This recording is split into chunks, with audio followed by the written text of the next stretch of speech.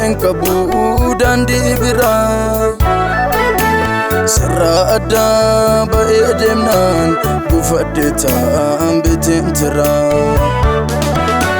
Naaf taate taam lafee dugdaa siin jabaadhee tana baddaa.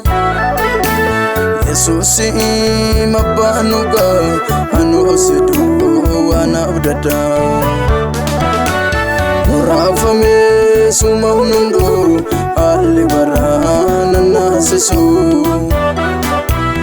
Hafuurri kee eegaa kooti sibbineensaaf nan taasisu. Giliilee baay'ee gaffagoo boollicha keessa na fuutee.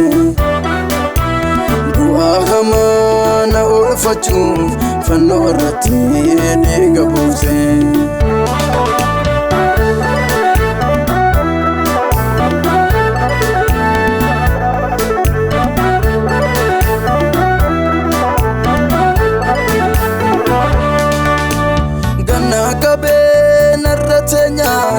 Cacabsitee wanjoo hanarraa. Hafuurri kee eegaa kooti harki keessee na jijjiira. Ariifattee tanaaf dhuftee ana taa'ee of abaaru. Hin argadhu michuu akka kee kan yeroo hundaa na gargaaru. Gargaarteetu as na fidee nama badii nan taasifne.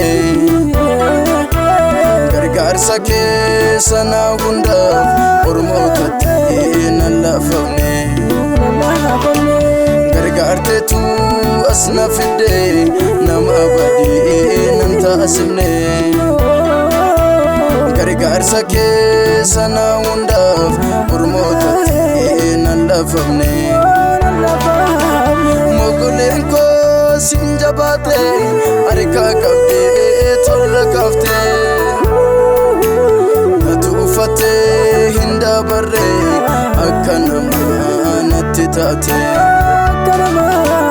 Mirga kootiin na falmitee mul'istee ta'uu dhugaa badee. Sichi yaaduu maalan qaba sin faarfadhaa gadi jedhee. Sin faarfadhaa gadi jedhee. Sin faarfadhaa gadi jedhee. Sin faarfadhaa gadi jedhee. Boqoon koosii nolaaf jedhee.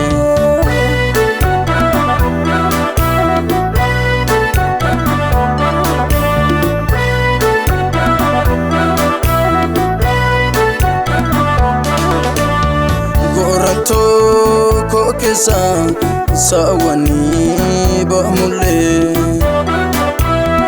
Gooftaatanii gammada yaada'u tokkollee.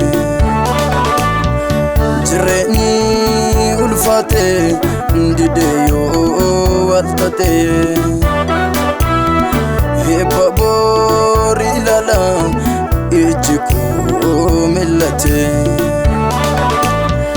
Miltoko kaleessa yoo karaa cabsatu. Kakuudhaan na baasee Waaqayyoo nan gatu. Waaqayyoo nan gatu.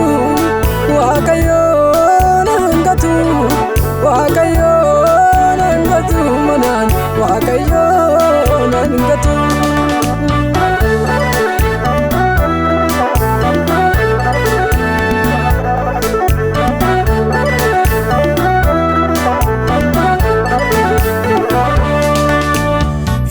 Kabuun jireenyi koo babbadaadhaa kan kaleessa. Har'a garuu siin bareedee tottoleera hundumtisa. Raajeffachiifte waa'ee koo nama gaana taasifte. Mudina gargar diigdee eebba danuu na nyaachifte.